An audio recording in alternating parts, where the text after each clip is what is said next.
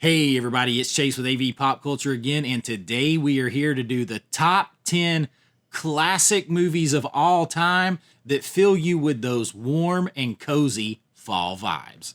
So pop that tape in, I got you, let's go do this.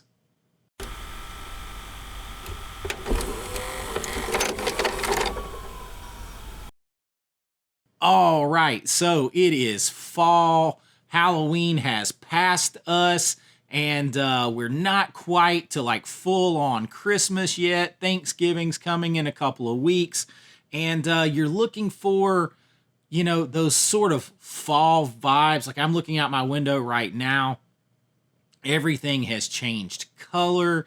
It is beautiful outside. The nip in the air is getting there, even here in Georgia, and you kind of want those cozy feeling. Like cozy is an odd word maybe to describe movies, but whether it's horror movies, classic movies, you can find these vibes that are best described as cozy in some of these great movies. And this time of year, for me, I definitely turn and watch some classic movies. And, I just wanted to share a little bit of those with you because those vibes are very, very strong. And I enjoy watching them this time of year. It's going to be a mixed, fun list. So get ready.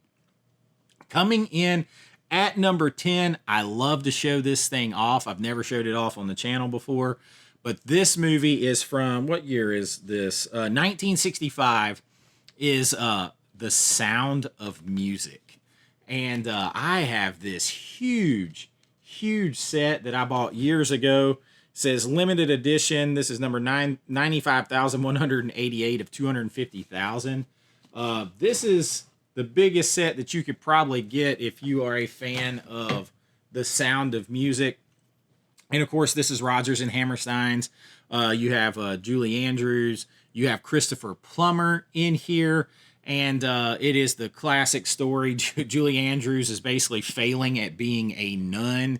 And she is sent to be a governess of a naval captain. Christopher Plummer plays like a naval captain.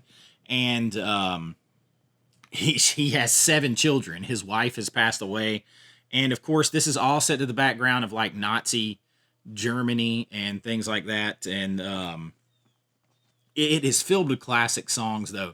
You even have Christopher Plummer actually performing the song Edelweiss in the movie. And that is it's a very subtle and strong performance by him with his original vocals are in there. At least I have them on this version. And, of course, to the Germans at that time, Edelweiss, which is a flower, was very symbolic to them. It's a very hard flower to attain. It grows like really high elevations, and soldiers would go and get this flower, and it would show that they were noble and kind of set above, and they would pin it on their uniforms. I'm an old history teacher, so you guys know. So he sings the song Edelweiss, but of course in here you have the songs like I am 16 going on 17, which actually becomes kind of heartbreaking because of the relationship between those two characters, and the one character is going on to become a Nazi.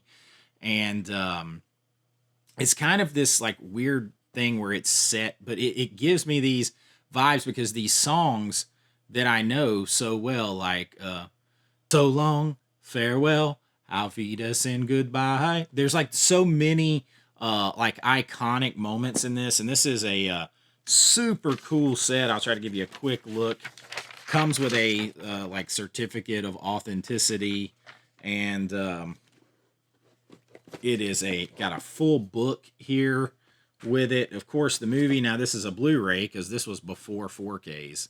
But I've taken really good care of this, and has a DVD with it. Lots of extras back in the day. Like before a lot of people were doing like art cards and stuff, this is absolutely full of it. And of course it has the box, My Favorite Things, little music box in here that came with it. Try to give you a better look at that quick. I don't get to show this one off too much, but has the music box.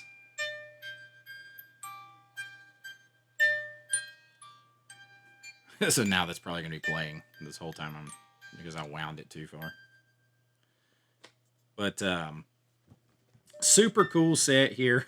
This thing's going to be playing in this box this whole time, so if you have the music playing. But I don't know, it gives me those sort of cozy, warm vibes of familiarity. Of course, you know, the music that everyone can sing along to.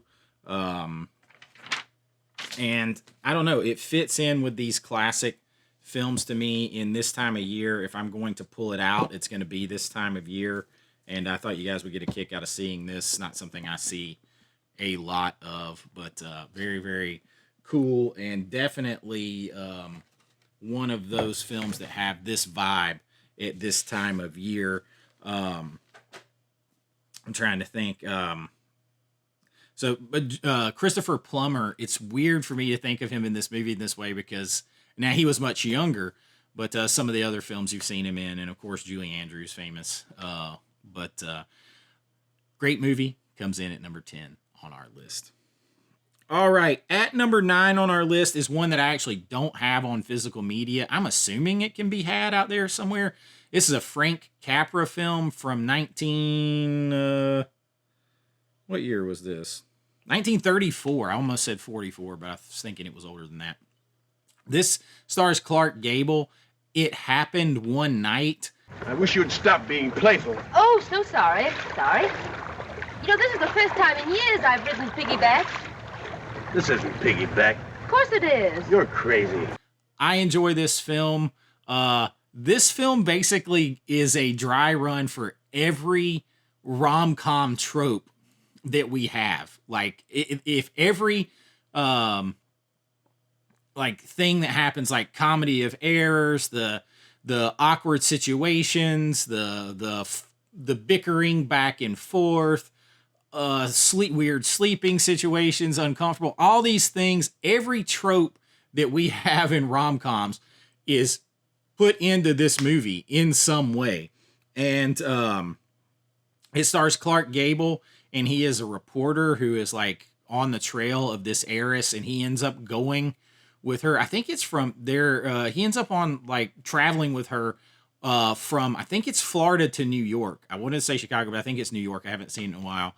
But I always think of this part. He's got to carry across the water, and just the bickering back and forth, that sort of thing where, you know, they bicker a lot, but you can tell they're developing feelings for one another, all this kind of stuff.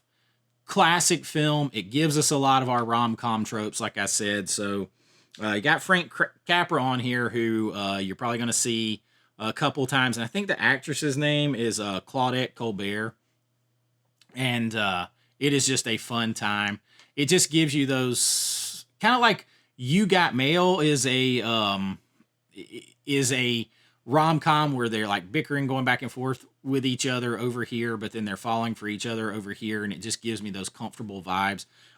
It Happened One Night will do the same thing. It comes in at number 9 on our list. At number 8 on our list is one that my daughter will wear out, and her mom, her and her mom watched it a lot. I can't think of this movie without thinking of Christmas Vacation, and you're going to see why. I am talking about White Christmas from 1954. I think it's 54. Bing Crosby and Danny Kaye. And if you're a fan of Christmas Vacation, you know why. Because I'm going to press on and have the happiest Christmases Bing Crosby tap dance with Danny Kaye. And when Santa squeezes, I won't do it all. I promise. I'll probably do it sometime before. I'll probably do that whole speech before Christmas is over. But White Christmas, Bing Crosby and Danny Kaye, they're recently just like out of the army after World War II. They end up going to this Vermont lodge. They put together this music act. They're going to go to and help save this lodge. And it turns out that this lodge is owned by their, I think he was their general, right? And they try to help save the lodge. And you get a lot of classic Rosemary Clooney's in here. You get a lot of classic musical sequences from this movie. And it just kind of gives you those vibes. And of course, it fits in this time of year. We're in November. We're going into Christmas. So it all makes sense around this time of year. You're going to have a little bit of the Christmas vibes mixed in with fall and Thanksgiving. Irving Berlin's classic here. Just got this 4K from a long ago pre-order, so I hadn't had a chance to check it out yet. But White Christmas comes in at number 8 on our list. Now, for you horror fans, you knew I had to have some, and horror is definitely cozy, can be very cozy, especially when you're talking about the Universal classic monsters. But now there's one of these in particular that I find very cozy, and that is the Wolfman. Now, I'm a big fan of werewolf movies. You guys know that if you follow the channel. But it's the atmosphere in this movie where you got all this fog and these trees. And I don't know, the whole atmosphere. I don't know a better word to describe it than cozy. There's this closeness. There's this comfortability, even in something that's supposed to be scary, that feels like snuggly, like you want to snuggle down in covers and watch it and kind of have these fun, spooky vibes to it. And to me, out of all of the classic ones, I'm going to say the Wolfman does that the most. Frankenstein maybe thereafter. But I think, too, the controlled environment of the Wolfman. You're not like out in tons of different places. You're really... when he is out, it's foggy, it's woods, all that kind of stuff. So classic Universal Monsters, a great time of year for them as well, and particularly the Wolfman. So comes in at number 7 on our list. All right, at number 6 on our list is another one that I don't have, and this is Frank Capra again. I told you he was going to show up on here a few times. This is 1944's Arsenic and Old Lace. Confession, I probably haven't seen this movie in 2 or 3 years. I do know there's a physical copy out there I need to get of this, but this is a lot of fun. You have, this is really Frank Capra just having some fun here. You have Cary Grant, who plays Mortimer Brewster. He's a writer. He writes about basically the futility of marriage. He's kind of like against marriage in some ways, but then he decides to get married. And the only thing left to do really is go and tell his 2 old maid aunts that he's getting married. And then he gets there and he finds out that they are serial killers who tend to kill lonely men and like kind of stack their bodies in the basement and stuff. Again, it gets worse than that. But like his reaction when he finds out, he's like, "There's a body on the ledge." He is excellent in this, and it's just a lot of fun. And the way the 2 aunts like just kind of like play it off like it's no big deal. Oh, well, his body is there. He's dead because we poisoned him. They're just like so cheerful about it. It's just kind of messed up, and it definitely has those fall and Halloween vibes. Like, it takes place like right around Halloween. Like there's a like a shtick to this when it opens, like with the Brooklyn Dodgers and baseball, and like the Brooklyn Dodgers. It'll happen when pigs fly. They'll win a game on Halloween, something like that. But it definitely has the Halloween vibes in there, and the just the sort of the fall vibes. But it's like, it's funny because it turns out to be like about 2 serial killer aunts to say that it's cozy and warm, but it's also, it's got that fun edge to it, and his performance in this is so good that and the aunts that are just like completely like, "Oh yeah, we're serial killers," basically. It's fun. And to me, this is Frank Capra just going, "I'm gonna have some fun right here," and just kind of thumbing his nose at everybody. But Arsenic and Old Lace comes in at number 6 on our list. Now, at number 5 on our list, I'm going to go back to horror a little bit, and one of my favorites here, Horror of Dracula. Again, it's weird to say, maybe some of you, but I describe, and my buddy Daniel over at the Cobwebs channel, he totally gets this. He and I are kind of like of a same mind about like the vibes and feelings of movies. So I hear him say, you know, coziness and stuff like that a lot. And I've seen people give him grief about it. There is really no other way in one word to capture all of those vibes that you feel about certain movies without the word cozy. It's comfortable. It's familiar. It makes you want to snuggle down for safety and get comfortable and have, you know, something to drink and watch this movie. And maybe it's foggy outside. It's a foggy night and the wind is blowing just a little and the colorful leaves, moonlight coming through.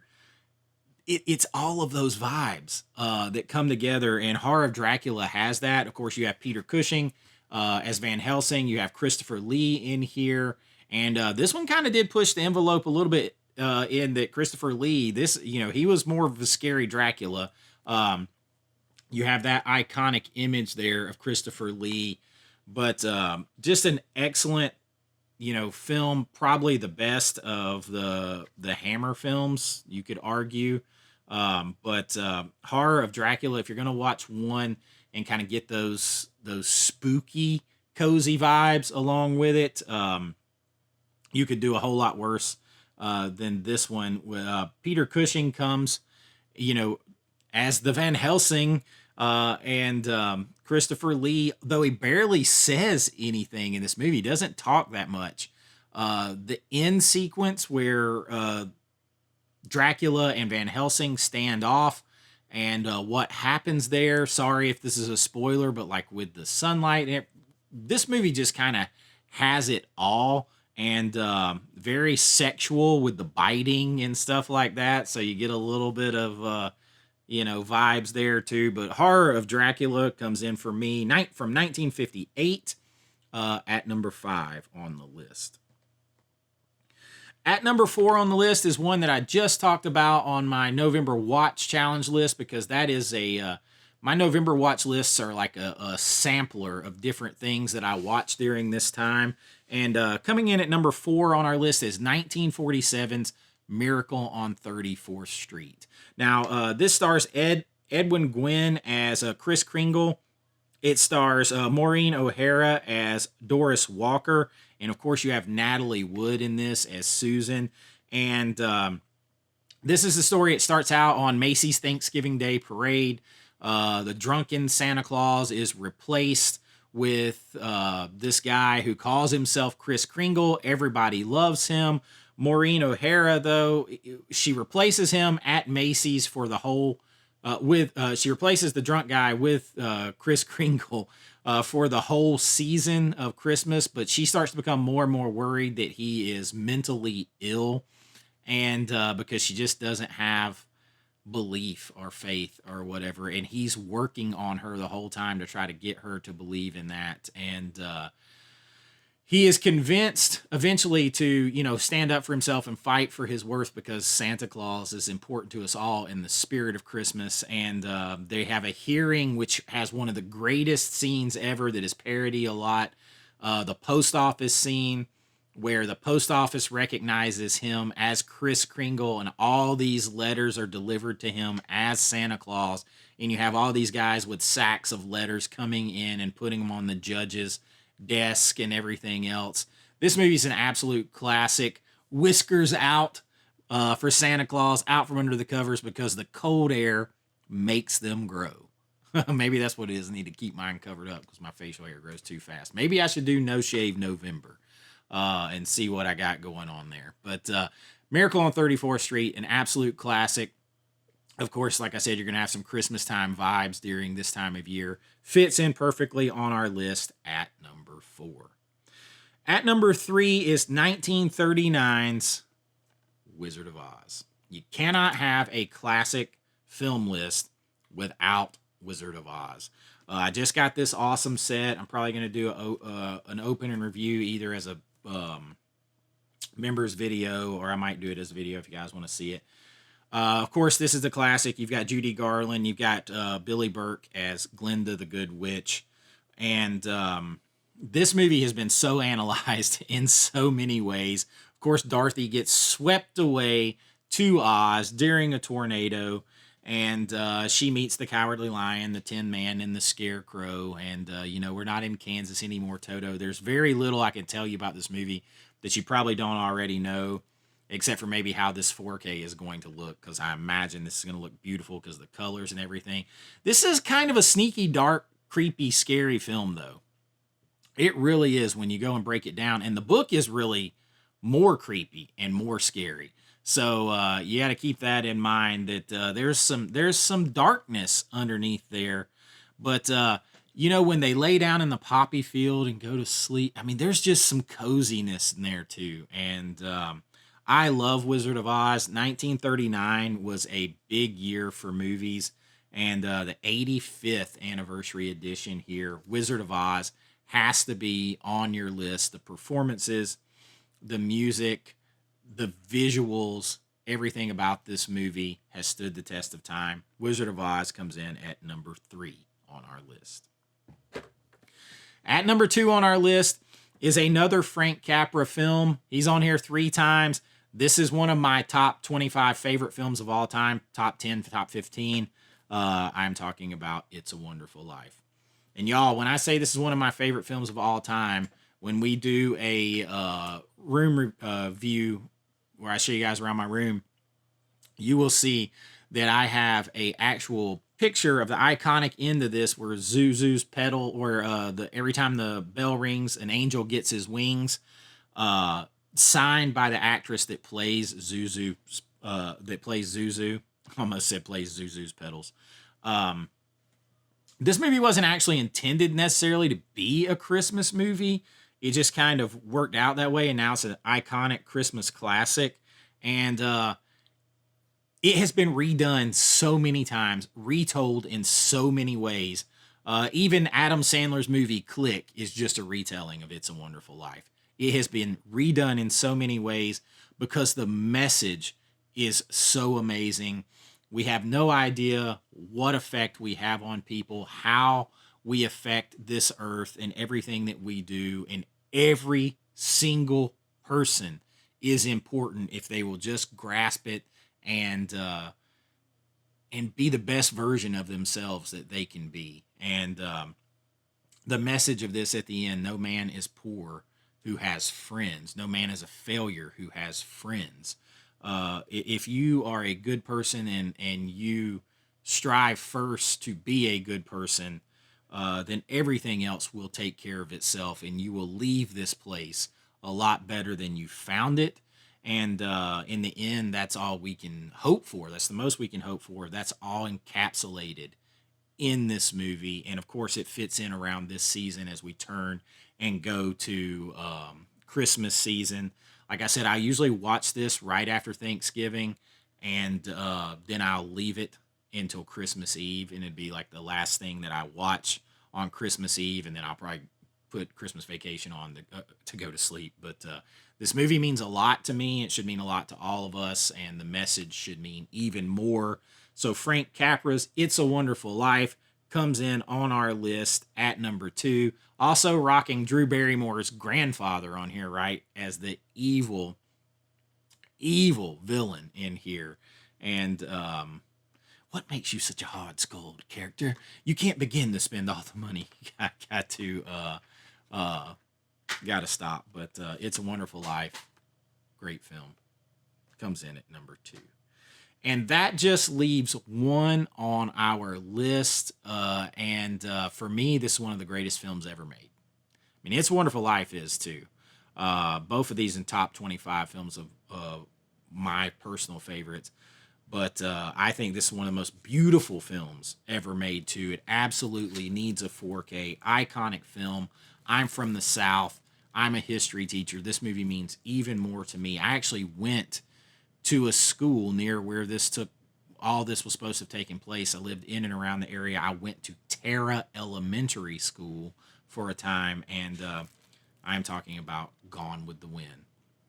Gone with the Wind is an absolute classic. Victor Fleming who also directed It's a Wonderful Life. 1939 was a big year for Victor Fleming, although I think there's 3 directors credited on Gone with the Wind. Clark Gable, Vivian Leigh. You should be kissed and often, and by someone who knows how. Oh, and I suppose you think you're the proper person. I might be. A little tie-in with It's a Wonderful Life on here. Thomas Mitchell, who plays Scarlett O'Hara's father in this movie, actually also plays Uncle Billy in It's a Wonderful Life. So there's a little tie-in there. George Reeves, even Superman, eventual Superman, makes a appearance in this movie as one of Scarlett's beaux. And, of course, this is all set to the background of the Civil War, before the Civil War, during the Civil War, and after the Civil War. There's one thing I do know, and that is that I love you, Scarlett. In spite of you and me and the whole silly world going to pieces around us, I love you. We see the burning of Atlanta in here on Sherman's March to the Sea. I'm from here. A lot of people are like, Georgia's old. Georgia's one of the 13 original colonies. How come it doesn't have as many historical buildings in the city and stuff as other, like, northeastern places and stuff like that were one of the 13 colonies? Well, that's because Sherman burnt them all down. If you want that, you're going to have to go to Savannah and see that, because Sherman marched to the sea, stopped in Savannah, and the people of Savannah won him over with parties and Chatham artillery punch, and kept him too inebriated and partying too much to destroy all of Savannah the way he did Atlanta. So, that's part of the reason why you don't have as much classic Southern stuff in and around Atlanta. It all got burnt down. That takes place in this movie. Scarlett, of course, lives on plantation. She's a rich girl. And when the Civil War comes, that changes everything completely. And then she finds out her wherewithal is one of the strongest women that you'll ever see. And she will do whatever she takes to never be hungry, poor, to take care of the people she cares about. She doesn't care what she has to do. And it's not always good, but she'll do it. But she meets her match in Clark Gable, Rhett Butler, who's a scoundrel. He is like he's like one of the original anti-heroes. And they eventually do get married, although she goes through a series of other men first to achieve whatever she needs to, which is kind of scandalous at the time. It's based on the book by Margaret Mitchell, though. And this movie has just great performances all the way around, from Vivian Leigh, Clark Gable, Hattie McDaniel, Butterfly McQueen. There are just amazing performances throughout this movie. Just one of my favorites. This thing deserves a 4K. Forget about all of this historical context, all this censorship that went on recently. This is a movie that was made in the mid 1930s and released in 1939. And the book is even older than that, so you can't hold, like. Plus, there were, I don't know. I'm not going to get into that part of it because this movie is very classic to me. But the iconic, "Frankly, my dear, I don't give a damn," that is in the public lexicon. There's nobody really that hasn't heard that or doesn't know that, even if they don't know where it comes from. It comes from Gone with the Wind. Red, if you go, where shall I go? What shall I do? Frankly, my dear, I don't give a damn. Winner of 10 Academy Awards, including Best Picture. This is a DVD digital transfer. This is one I'll never open because it's during this time where we were having all this stuff, and it has this historical context note, and I'm going to keep that. And I'm going to keep my fingers crossed that we get a 4K on this, because this movie is amazing.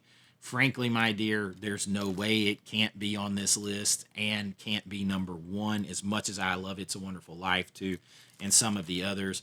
This is one that you can put on a cold fall day. It's gloomy outside and or whatever, and you're snuggled down in the house and you've got a few hours, and you throw this on and you watch it, and it's about 3 hours and 45 minutes, I think. And you know, you take yourself an intermission. At the intermission, make you some hot cider, some hot chocolate, something pumpkin spice, and sit back down and enjoy the rest of it, and get all those classic, cozy, classic southern vibes, and then you know, see where we all enjoy the beautiful cinematography of this film that is crying out for 4K, the amazing performances, and I absolutely love this movie. This is also my mom's favorite movie of all time. She's a big Gone with the Wind collector, and love the film. Comes in at number 1 on our list for classic, cozy movies to watch in the fall.